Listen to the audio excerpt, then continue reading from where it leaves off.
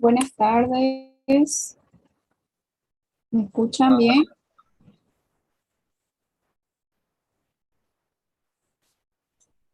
Buenas tardes, ingeniera. Sí se le logra escuchar. Gracias. Bien, vamos a empezar. ¿Dónde habíamos quedado?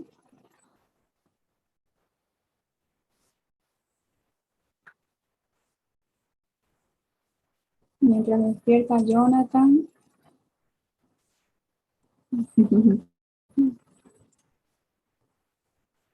Ya, por favor, ¿será que un poquito antes de las 4:15 me pueden hacer recuerdos que tengo una reunión? Van a disculpar. A las 4:13 por ahí. ¿Ya? ¿Alguien que se acuerde? Porque yo a veces me olvido y sigo y voy a llegar tarde a mi reunión. Por favor. Ya. Ah, y otra cosa, la verdad es que no me he podido comunicar con el doctor, así que por ahora seguimos sin la fecha de su examen. Eh, Les mentiría si yo les doy una fecha o una aproximación porque no tengo la menor idea. Así que lo único que les puedo decir es que sigan estudiando, sigan leyendo, sigan practicando hasta que podamos tener la fecha. ¿Está bien? Y en caso de que no creo, la verdad, que sea el día viernes, y ya el día viernes con más tiempo, si quieren, hacemos lo que estábamos haciendo en la clase pasada, que eran algunas preguntas, para que así ustedes vayan practicando también.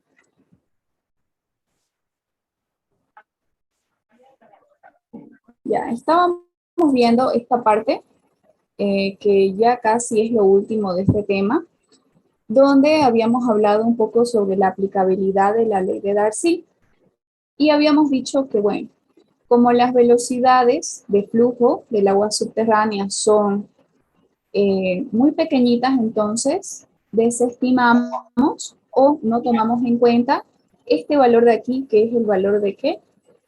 De la energía cinética, el cual está compuesto por la velocidad al cuadrado respecto a qué? A 2 veces la gravedad. Entonces no lo tomamos en cuenta y es por eso que el valor nos queda de esta manera, ¿verdad? Entonces, en este caso, a este término le llamamos carga piezométrica o también carga potenciométrica. Entonces, en este caso, fíjense aquí, se los voy a hacer más grande para que se vea mejor.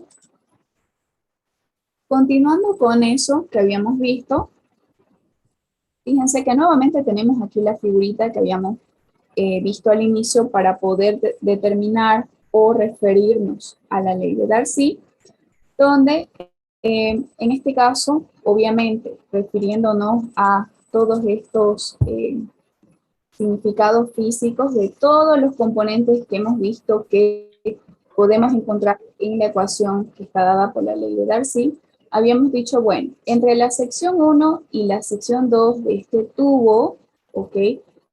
Ya sabemos que tenemos un material granular. Entonces, ¿qué pasa? Una vez que ingresamos el agua, nosotros hemos visto que obviamente esta carga piezométrica va a ser diferente a la número 2. ¿Por qué? Porque tenemos un tubo inclinado. ¿Y esto qué nos genera? Nos genera prácticamente delta H, que nos representa al final de cuentas la pérdida de carga que existe entre el punto 1 y el punto 2. Entonces, es por eso que nosotros hemos utilizado o utilizamos esta ecuación o esta ley de Bernoulli y ya sabemos que se expresa de esta manera. Si ustedes se dan cuenta, no estamos utilizando la energía cinética. ¿Por qué? Porque ya dijimos que es demasiado pequeña y no la tomamos en cuenta. Pero lo que sí vamos a tomar en cuenta siempre es esta pérdida de carga entre la sección 1 y la sección 2 o el punto 1 y el punto 2. Es por eso que aquí, fíjense, está más S delta H. Ahora bien, en relación a esto de la conservación de la energía, sabemos que, de acuerdo a nuestra figurita, esa diferencia de carga, ¿por qué está dada? Está dada simplemente por mi altura 1 y y mi altura 2, ¿verdad? Entonces, ese diferencial de carga o esa variación de la carga es respecto a las alturas del punto 1 y del punto número 2. Entonces, este es el valor que nosotros tenemos incluido ¿en qué? En la ecuación de Darcy. Acuérdense, la que vimos la clase pasada, donde tenemos este término de aquí que está casi al final. Entonces, ¿de dónde viene? De lo que acabamos de ver, de la pérdida de energía que se produce cuando el fluido tiene que viajar del punto 1 al punto 2. Entonces, en ese viaje es lo que encontramos esa diferencia o esa pérdida de energía o diferencia de carga. Bien. Aquí también tenemos, fíjense,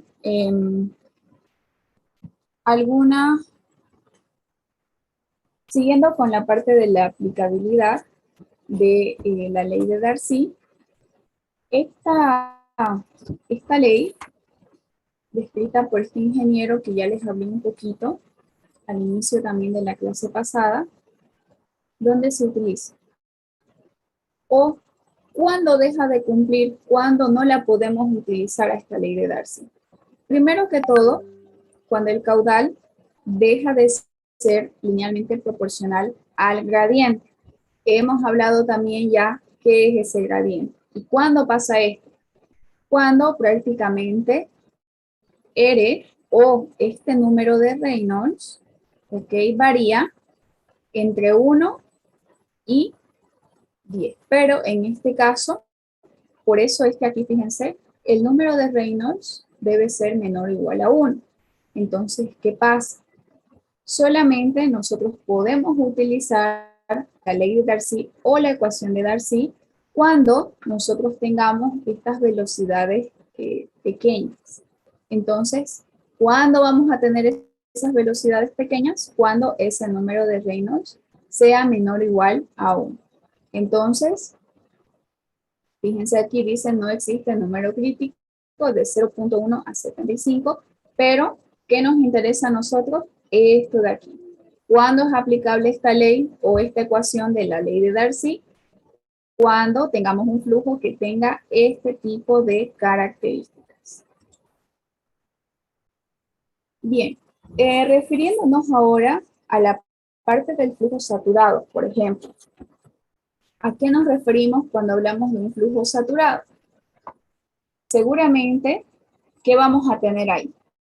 Vamos a tener una presión de poro positiva. ¿Se acuerdan de la estructura del suelo? Entonces, eso está debajo de esa superficie freática. Este flujo saturado es producido ¿por qué?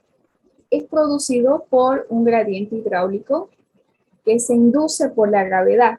Entonces, ese gradiente hidráulico, habíamos visto también en la clase pasada, lo que era el gradiente o el potencial hidráulico, el gradiente potencial hidráulico, donde está referido, por supuesto, a lo que es la parte del flujo. Entonces, el flujo saturado, ¿por qué se produce? Se produce por este gradiente hidráulico. ¿Y quién induce al gradiente hidráulico? Por supuesto que la gravedad, porque habíamos dicho, ¿cómo se mueve el agua a través de el suelo? ¿O cómo se mueve el agua subterránea? Se mueve por gravedad o por estas pérdidas de energía que están dadas por este gradiente hidráulico. Es decir, si vamos a ir de un punto a otro, así como en el tubito, acuérdense, ¿qué pasa? Tenemos una cierta pérdida de energía respecto a la longitud que está avanzando el fluido. Entonces, con esto también tiene que ver esta parte de el flujo saturado. Ahora bien, existe también o está presente en este análisis esta parte de la conductividad hidráulica, que por supuesto hemos visto ya que esa conductividad hidráulica depende de qué. Depende, por ejemplo, del grado de humedad del suelo. ¿Por qué? Porque, por ejemplo, seguramente un tipo de suelo como arena quizás es menos conductible que un tipo de suelo que sea de arcilla o viceversa, sea cual sea el acertado. Pero es diferente un tipo de suelo con otro tipo de suelo. ¿Referido a qué? A la conductividad hidráulica, porque esta es una característica de cuán fácil le es al fluido moverse a través de todo este medio poroso o a través del suelo. Entonces, fíjense. Por ejemplo, si tenemos un número de Reynolds igual a 1, seguramente vamos a tener un suelo que tiene un diámetro de 0.5 milímetros y este tipo de, o este número, o esta dimensión está dado para arenas gruesas. Entonces, fíjense, cuando nosotros estemos hablando de arenas gruesas, ¿ok? En el suelo que estemos analizando la parte del caudal o del flujo, en arenas gruesas sí puedo utilizar la ley de Darcy. ¿Por qué? Acabamos de decir en el cuadro pasado que se utiliza cuando tengamos un número de Reynolds menor o igual a 1. Entonces aquí, cuando es 1, ¿qué tipo de material tenemos? Arenas gruesas. Bien, ¿y cuáles son esas situaciones posibles? Por ejemplo, en suelos naturales. De acuerdo al tamaño medio del grano, es menor.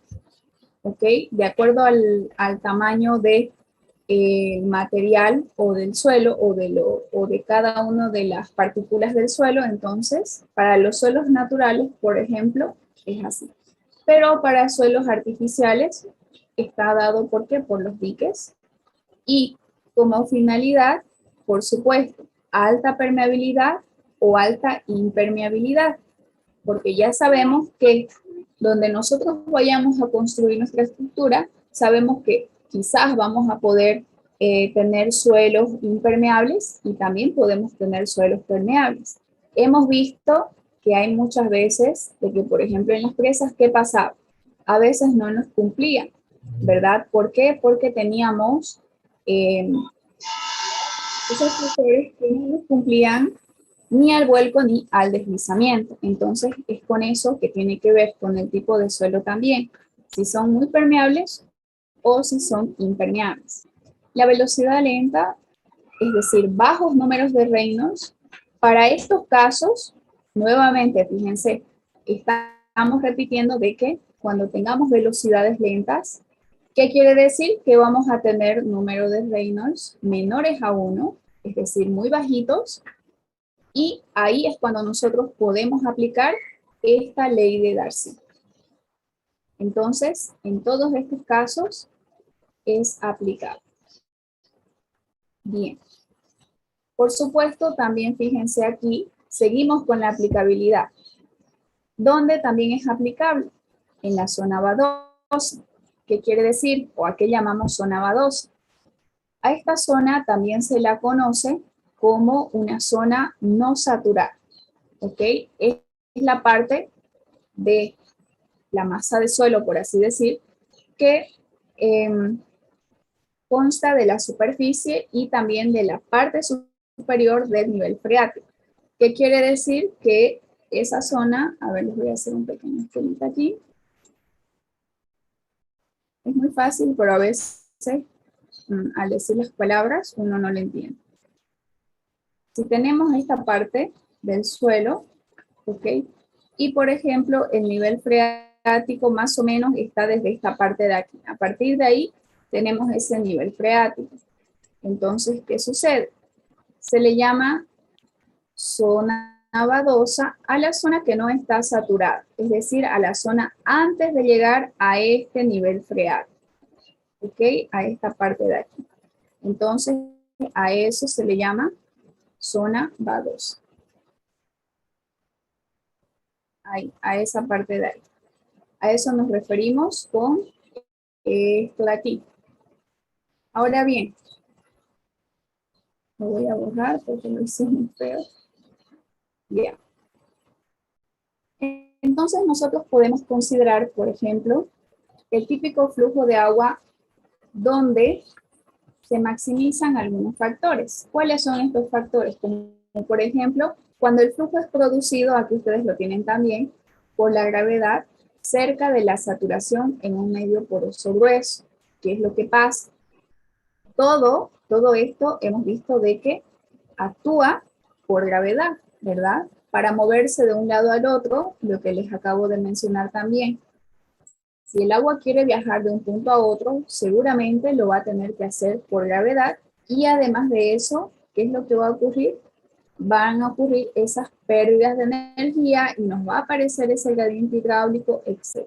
Entonces, además de eso, el diámetro máximo es alrededor de 1 milímetro y obviamente el flujo vertical puede ser tan alto como de 1 centímetro, que más o menos son 14 metros al día. ¿Esto qué quiere decir? Que si nosotros hacemos esta medición, ok, hablando de manera vertical, antes de llegar a esta parte del nivel freático, ok, podemos contar desde 1 centímetro, es decir, esto ya sabemos que no se da en muchos casos de que cabemos 1 centímetro y encontremos el agua, pero cuenta desde esa medida hasta, por ejemplo, los 14 metros. Que ustedes saben que a partir de que nosotros, si es que estamos analizando esta parte del suelo, sabemos que hasta una cierta profundidad ya podemos encontrar agua, ¿verdad? Podemos ver la humedad del suelo y quizás algún caudal. Entonces, más o menos, si nosotros hacemos algunos cálculos con estos valores que estamos hablando aquí, vamos a tener un número de Reynolds de 0.167. Y está bien, ¿por qué? Porque estamos diciendo de que cuando es válida esta ley de Darcy, cuando tengamos que el número de Reynolds es menor o igual a 1. Entonces, sí está cumplido. Voy a volver a mi flechita. Además de eso, también fíjense que podemos hacer referencia a la extracción de vapor del suelo. ¿Eso qué quiere decir? Por ejemplo, cuando hablamos de velocidades del aire, pueden exceder los 30 metros días o 0.0035, como lo pueden ver acá. Entonces, obviamente, si nosotros hablamos de que en las primeras capas del suelo, ok, a ver, se los voy a volver a dibujar aquí. Y esto es algo que también estamos recordando, ya lo hemos visto también. En este caso, si el suelo tiene, por ejemplo, varias capas, ¿ok? Y nosotros tenemos, por ejemplo, que el agua que se puede infiltrar hasta alimentar esta parte de aquí por donde tenemos ese caudal subterráneo, tiene que pasar por todas estas capas del suelo. Pero, obviamente aquí, cuando el agua esté pasando por estos poros, por las primeras capas, o por la primera, ¿qué va a pasar? Si tenemos la radiación del sol, ¿ok? Entra en contacto directo con el suelo, ¿qué va a pasar? Incluso el agua que se puede encontrar en estas primeras capas se puede volver a la atmósfera en forma de ¿qué? En forma de vapor de agua y se produce la evaporación. Entonces, fíjense que incluso en esas primeras capas del suelo o incluso a partir del suelo se puede dar este proceso. Y obviamente, estas velocidades de aire que puedan existir aquí en la superficie también ayudan a todo este proceso. Por eso que aquí habla de algunos valores de esas velocidades. Además de eso, de que si estamos hablando de caudales o flujos que tengan este número de Reynolds, para este tipo de flujo, por ejemplo, de aire en el mismo suelo, en el ejemplo anterior es 0.02. ¿Qué quiere decir? Que como el agua, ok, nosotros sabemos de que, bueno, tal flujo o tal fluido puede tener este número de Reynolds. Pero no se olviden de que también el agua, cuando se convierte por ese calor latente de evaporación, que se convierte en este vapor, ¿verdad? Vapor de agua. Entonces, a ese vapor, ok, aunque sea vapor, igual es otra forma del agua. Entonces, también se le puede analizar este número de Reynolds. Es por eso que hablamos de vientos y es por eso que hablamos de flujo de aire, fíjense. Es igual, es el fluido, y es el vapor de agua que se ha convertido, que antes estaba en forma líquida. Entonces, ahí también nosotros podemos medir esas velocidades. Bien, aquí tenemos algunos otros factores también donde es aplicable esa ley de Darcy. Primero que todo, en el flujo saturado y flujo no saturado. ¿Dónde está el flujo no saturado? Aquí en las primeras capas del suelo, y el flujo saturado obviamente está más abajo o más profundo. En el estado estacionario y transitorio, es decir, si el flujo está completamente inmóvil o si está transitando o está viajando de un punto A a un punto B, podemos utilizar la ley de Darcy. Flujo en acuíferos y acuitardos. Ya sabemos qué son los acuíferos, pero ¿qué son los acuitardos? Así como los acuíferos, también es una formación geológica que almacena agua, ¿ok? Pero que la transmite de una manera mucho más difícil o es más dificultosa. Entonces, en porciones bastante pequeñas. Es por eso de que los acuitardos, como su nombre lo dice, no son como estos de acá, tardan, ¿ok? En ceder el agua, tardan mucho más tiempo. ¿Por qué? Porque esa transmisión es bastante lenta y además es en pequeñas cantidades. También tenemos en el número 4, fíjense, flujo en sistemas homogéneos y heterogéneos. ¿Qué quiere decir? Obviamente es muy diferente aquí en estos isótropos o anisótropos. En este caso, para los homogéneos y heterogéneos, ustedes saben que algo homogéneo es algo que esté en un mismo sistema. Y heterogéneo, ¿qué quiere decir? Que seguramente en el momento de analizar el caudal, no solamente lo estamos analizando de forma lineal, sino que también más allá se van a ir introduciendo por infiltración más caudal. Entonces, es de la misma manera como, por ejemplo, ustedes han visto en redes de alcantarillado. ¿Qué pasa? Tenemos un conducto central donde las demás tuberías se van incorporando y van aumentando el caudal central de ese conducto principal. Entonces, de la misma manera, existen estos sistemas homogéneos y heterogéneos, donde podemos almacenar, o bueno, el caudal subterráneo puede alimentarse de diferentes fuentes, no solamente de una. Aquí en el medio isotrópico, ¿qué quiere decir? Significa que es igual en todas las direcciones de su espacio. Eso significa isótropo. Entonces, en este caso, sus propiedades mecánicas son diferentes en todas las direcciones. En este son iguales y en este anisotrópico son diferentes, ¿ok? Aquí son iguales y aquí son diferentes, eso quiere decir. El flujo en rocas y medios granulares también. ¿Qué quiere decir? Por supuesto, refiriéndonos nuevamente a la parte de los acuíferos, esta composición geológica de las rocas, donde podemos nosotros encontrar cantidades de agua almacenada, no solamente pueden ser grandes rocas, sino también medianas o incluso pequeñitas. Entonces, también tienen la capacidad de almacenar el agua. Bien, la importancia de la ley de Darcy en las estructuras. Cuando nosotros, por ejemplo, estemos refiriéndonos al control del movimiento del agua en el suelo, que es de lo que estamos hablando, y al inicio de este tema yo les expliqué de que existen algunos daños, ¿ok?, que nos pueden ocasionar el que nosotros no controlemos o no sepamos cómo está yendo el agua o cómo se mueve el agua a través del suelo. Entonces, pueden ocasionarnos muchos daños y obviamente estos aspectos son muy importantes en ingeniería civil.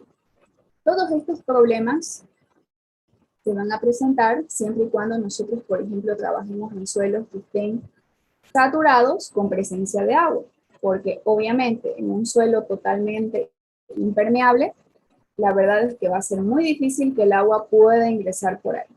Pero en los suelos saturados, con presencia de agua o gran cantidad de agua, sí nosotros tenemos que analizar este aspecto.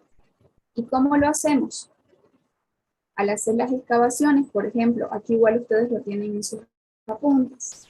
Al construir los caminos y autopistas, ¿sí? También al proyectar las presas de tierra u hormigón, que fueron los temas pasados que ya hemos visto.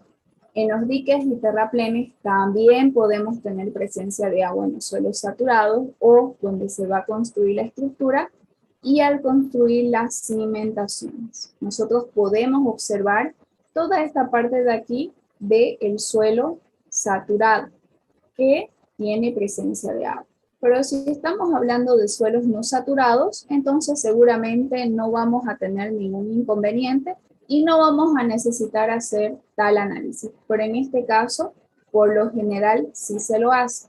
No solamente a modo de prevención, sino para saber qué tipo de suelo es el que se está utilizando antes de poder construir la estructura que vayamos a construir, sea cual sea. Bien, aquí también tenemos algunos otros aspectos de esta importancia, por lo que acabamos de decir en el cuadro pasado, qué es lo que nosotros tenemos que resolver. Prácticamente es un problema del flujo del agua, ¿verdad? Entonces, como ingenieros, debemos de obtener la información fundamental respecto a muchas cuestiones, como por ejemplo, tenemos que saber cuál sería ese gasto o caudal, no se olviden que es lo mismo, de filtración en la zona que nosotros querramos estudiar o en nuestra zona de análisis. ¿Qué quiere decir? ¿Cuál va a ser esa cantidad o volumen de agua que se puede filtrar, por unidad de tiempo hacia, por ejemplo, una excavación abierta, donde vayamos a construir la obra? Y también, ¿cuál es esa cantidad de agua que se nos puede embalsar y que más o menos nosotros tenemos que estimar por infiltración cuánto se va a perder a través de, por ejemplo, un dique? Entonces, tenemos que saber más o menos las cantidades y estimar estos caudales. No solamente los caudales, sino estimar también cuánto se nos puede infiltrar. ¿Por qué? Porque no se olviden que una vez que el agua se va a infiltrar, seguramente va a pasar por la zona no saturada hasta llegar a la zona saturada. Pero antes de llegar a la zona saturada, sabemos que de alguna manera nuestra estructura está en peligro. ¿Por qué? Porque es algo que está ahí, pegado a la fundación. Entonces es algo que tenemos que analizar. Así también, fíjense, aquí ustedes igual lo tienen, en este punto las presiones. Tenemos que saber cuáles van a ser esas presiones dentro de la masa de suelo y sobre las estructuras. Es decir, todas esas fuerzas que hemos analizado en, por ejemplo, el tema de presas, no solamente de relleno, sino también de hormigón, existen fuerzas y presiones que vamos a analizar en la parte del suelo y también las que provienen de la parte de arriba, donde va a estar la estructura o de la misma estructura. Las sobrepresiones de filtración también. ¿Con esto a qué nos referimos? También tenemos que tomar en cuenta esas supresiones. En este caso, por lo general, eso se toma en cuenta solamente para las presas. Para los terraplenes ya es muy diferente. Y la influencia del flujo de agua sobre la estabilidad general. ¿De qué? Del suelo a través del cual el agua se va a infiltrar. Entonces, esa zona tiende a tener demasiado caudal o en esa zona llueve mucho, y para eso nosotros ya sabemos que para hacer un análisis, antes de esto, ¿qué tenemos que hacer? Tenemos que hacer un balance, ¿verdad? De cada uno de los 12 meses del año y poder estimar cuánto llueve, cuánto se evapora, cuál sería la evapotranspiración real, y luego de eso estimar esos mismos caudales. Además de eso, también todas las posibilidades del agua de infiltración de que, por ejemplo, Si tenemos demasiada infiltración o demasiado caudal dentro de nuestro medio poroso, obviamente, ¿qué nos puede producir eso? Nos puede producir arrastres, no solamente del material, por ejemplo, si nuestra presa está construida de un material suelto o de terraplén, pueden haber también erosiones y por supuesto las tubificaciones, que era de lo que yo les hablaba, que ocurrió, si no me equivoco, en nuestra ciudad, no me acuerdo si fue en Warnes o en Montero, donde el auto se entró al espacio que se hizo por la tubificación.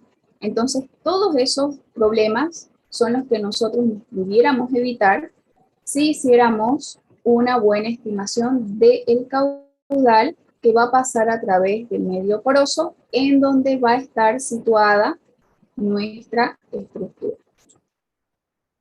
Bien. ¿Qué hora es? ¿Ya me pasé o no? 4:06, ingeniera. Lo vamos a dejar aquí porque esto de acá ya es para que nosotros veamos al final una ecuación que es muy importante y empieza desde aquí y no quiero que lo dejemos a medias para que todo concuerde y no se enreden ustedes. Bien, creo que hoy solamente hemos visto la parte de la aplicabilidad. No sé si tienen alguna consulta de lo que hemos visto hoy o les quedó claro.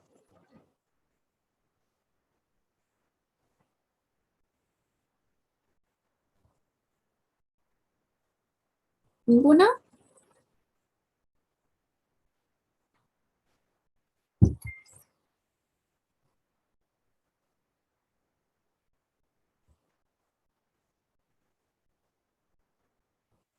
Ya, entonces nos vemos el día viernes para que podamos concluir esta parte donde ya vamos a ver una última ecuación que luego nos va a dar paso al siguiente tema y al último tema, donde vamos a ver cómo podemos resolver esas ecuaciones analizando en sí ya nuestra estructura y por supuesto parte de ese caudal que va a pasar a través del medio poroso. ¿De acuerdo a qué? De acuerdo no solamente al tipo de suelo, a la conductividad hidráulica y a todos los factores que acabamos de ver el día de hoy. Entonces, para eso es lo que nosotros estamos viendo esta ecuación. Nos falta una más, que la vamos a terminar el viernes, una ecuación más, y con eso ya vamos a entrar al siguiente tema, que